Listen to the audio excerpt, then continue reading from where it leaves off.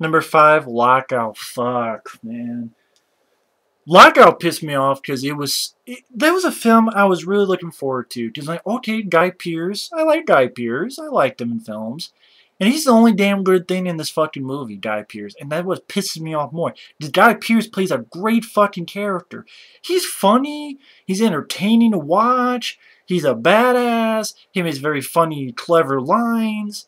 And he is put in such a shitty, mediocre. This film should not even gone to theaters. This film wouldn't make it and had it on the direct-to-DVD front. I'll say I've seen PM Entertainment films and direct-to-DVD films, direct-to-video films that have better everything than this flick. Like, Guy Pearce is the only good thing. He's excellent. His character and his performance deserves a better movie. It deserves a different fucking movie. Lockout, I thought, okay, cool. Like, Guy Pearce seems like he's having fun. It seems like a little bit of Escape from New York little vibe, a little bit of Die Hard vibes. It's in space kind of vibe. I'm digging it. I'm like, okay, cool. All right, awesome. All right, fucking fantastic. That's awesome. That's classic. Cool. And it just, even as a time waster, maybe it would be fun, but it's not a time waster. It's a waste of time. You know, to be honest, it's one of those things, if you have insomnia, watch Lockout. You'll get a fucking cure for that. But, oh, is that that bad? But it's not that bad. It's not that good. Other than Guy Pearce, okay, you have a plot that, you know, okay, I could deal with. It's not original, but I could deal with. President's daughter and a prison in space. You get a wisecracking guy to go out and save her, you know. Okay. But where to start? Do you want me to start at when things are falling apart? Guy Pearce is good, but when things are falling apart, what? When he's in that briefcase and he has that one of the worst CGI sequences I've seen of a film that went into theaters. Like, literally, The Asylum would not even say, fuck this. You know, you gotta redo this shit. You know, Sci-Fi Channel's like, fuck, we're not airing that. We'll get laughed at. I'm like, you do get laughed at. It's like, but yeah, but this would be worse. When he's on his motorcycle and he's, like, going through traffic and they have, like, flying view. That is horrendous CGI. I cannot believe someone looked at it and go, that's a pass. That's a pass. You know, honestly, if that's the best you can do, delete the scene. Delete the scene in the movie. Because it is pathetic. It is a pathetic looking sequence. I'm not bullshitting. You watch that scene, wow, what the fuck? Like, I've seen directed. I keep mentioning that because this film got into theaters and had a better budget than these films. But I saw a shitty fucking film called Star Quest with fucking Klaus Kinski and Harvey Keitel. That has a spaceship that looked 10 times better. That effect looked 10 times better than this fucking movie. The other CGI is okay, but that one scene, I'm like, what the hell? Do they assign this to a guy who's high on his supply or something? So that scene was like, okay, that's suspect. A little bit suspect on that. Then again, Maggie Grace. I think that's her. I don't really care about her as an actress. I mean, it's not in a bigger role. And then her dumbass was a Secret Service guard type guy. Oh, I'm gonna fuck the rules. I'm gonna bring the gun in here because I feel like it. And I'm like, you a dumbass. Because the bad guy takes it and fucks things up and take the place pretty much hostage. And it's like, wow, you got all these villains. You got like hundreds of bad guys now to deal with. That should be balls to the wall fun there, man. Fuck no. He gets there. You have this bullshit where like it's what is it called? Gravity free. He's weightless. He gets like a little scuffle with this bad guy. Literally, that's what it was. Like a little scuffle, and then like he puts something on the guy's head, and the guy's head blows off camera. Oh, you only saw the PG-13 version. From what I've heard, the R-rated version is not that much different. Even if that included, it's not like, wow, they had that one little scene. Well, movie's awesome now. But so even that's the case, it wouldn't be much. But I've heard from people who've seen it, it's not that much a difference. It's still pretty dry. It's still pretty tame. And this film did not need to be tame. Even, again, I've heard that the R-rated, unrated version is not that much difference either. Which is like, why? Like, that's stupid. That's, you know, this is just a film screaming to be. But hey, you know, I liked Die Hard 4 when it first came out, saw it PG-13, okay. But unlike that film, this film, it doesn't have an action scene worth a damn. The daughter, you know, Maddie Grace, and the dumbass guy, they get trapped. He's like, oh, we're running out of air, but you need the air, so I'm going to kill myself. And it's like, okay, good riddance. And all it is gets the girl, they run a little bit, they shoot. They run a little bit, they shoot a little bit. They run, they get the Guy Pearce's friend, who they get caught, and the guy's friend is frozen to death. Gives them these codes, or like gibberish, you think, but it's not. Not codes, but, you know, speaks gibberish. Which then Maddie Grace has sort of a Sherlock Holmes moment at the end where now she's like a fucking private dick or pussy where she can figure it out now.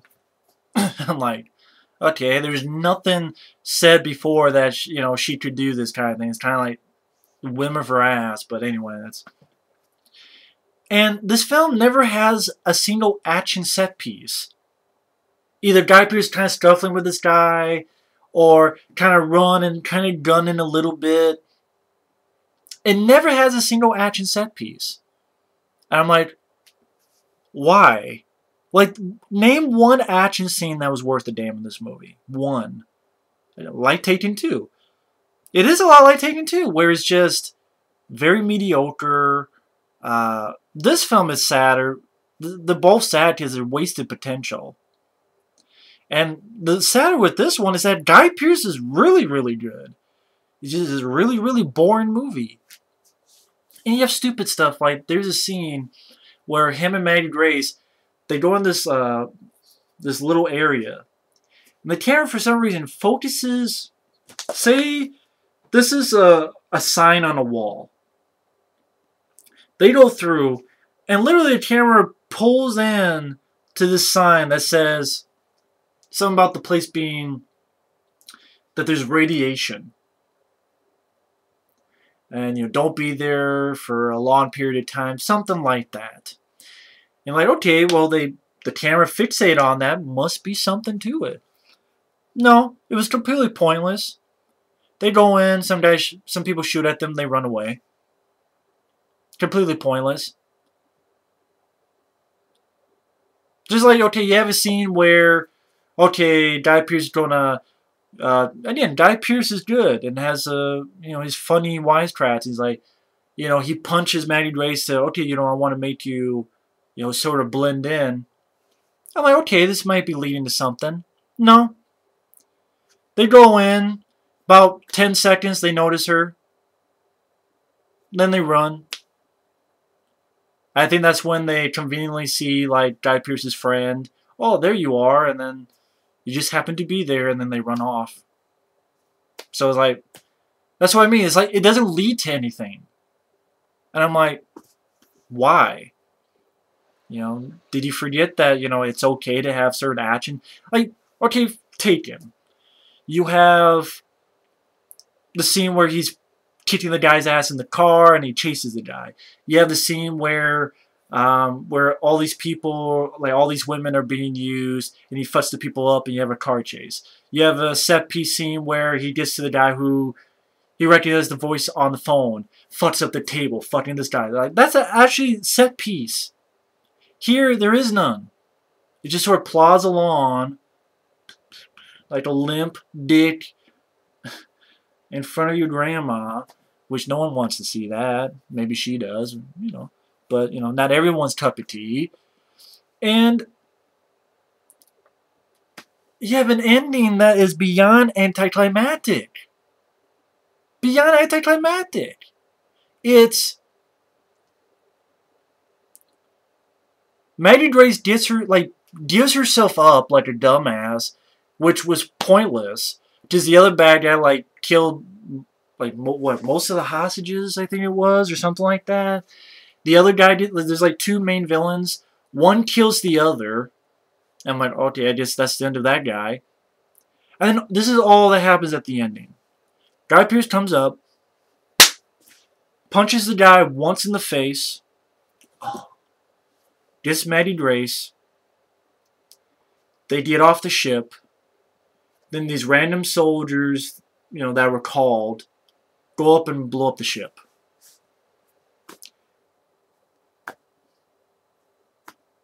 Yep, that's how the bad guys get taken out. That's it. Wow. If that's not anticlimactic, I don't know what is. Oh yeah, and they skydive to Earth. Now, I don't mean... There's a good guy on here. I know he likes the film. That's fine. Tracking Bird. Something about some guy did Red Bull or Red something. And I'm like, okay, he can like the film. That's fine. I'm not angry at anyone who likes the film or anything. That's fine. But I hate it because the action sucks. The pace sucks. There is not a single action set piece or a single bit of action. That one scene that's horrendous CGI. They do nothing with the plot. They do nothing with the action. They do nothing. It's a completely forgettable affair. And the ending, okay, this is actually being in outer space. This is like an astronaut saying, fuck it. If that's what happened in real life, then I'm the guy who's, has the crusade on my face. But if an astronaut from space literally jump and skydive through the atmosphere, they from high in space, skydiving through the atmosphere, through all that shit, which, wouldn't that burn you up, going all the way to fucking Earth? I think William Shatner one time, he was in a Star Trek thing, he was talking about skydiving to Earth. I think he had an idea. You know why they didn't do it? Because it was a stupid idea. Maybe in a more entertaining film or a thrilling film, I'd be like, okay. But this wasn't that. So this was just the capper stupidity. And then the asshole, God, what was his name? He's played a lot of, he was the devil in Constantine. I'm sure people know his name. He's like an asshole. He doesn't get his comeuppance. But this guy, the black guy, who we thought was cool, nope, he's the villain. Of course, you gotta make the black guy the villain. I'm just throwing that in there. I mean, just because, just to be an ass, just being an ass. But and oh, his name is Marion. No, it's not because of Cobra. Because it's John Wayne. So I think he even says he's a John Wayne fan. I'm like, don't give a fuck. This movie was just, it was, man, boring, tedious, a waste of Guy Pearce's performance. Guy Pearce was great. He was funny. He was entertaining to watch. And you wasted his character. You didn't give him anything cool to do. You gave him cool stuff to say, but you didn't give anything. You didn't give him anything cool to do. That's the fucking problem. Okay? He didn't get to do cool shit. He didn't get to do cool stuff. Okay? That kind of sucks ass. John McClane got to do cool stuff. John Rambo got to do cool stuff. Snake Plissken got to do cool stuff. Even in the sequel, he got to do cool stuff. Snake Plissken. This guy doesn't get to do any cool stuff. Just stupid stuff like skydiving to Earth. Or just pushing a guy in zero gravity. That's the term for it, zero gravity. And a little bit running gun, let's stop, let's talk. A little bit run, let's stop and talk. And that's the movie. So, yeah, I'm... Lockout. Such a disappointing fucking... Guy Pearce, his tater deserves a better movie. Lupus what are you doing? What are you doing, Lupus Fuck!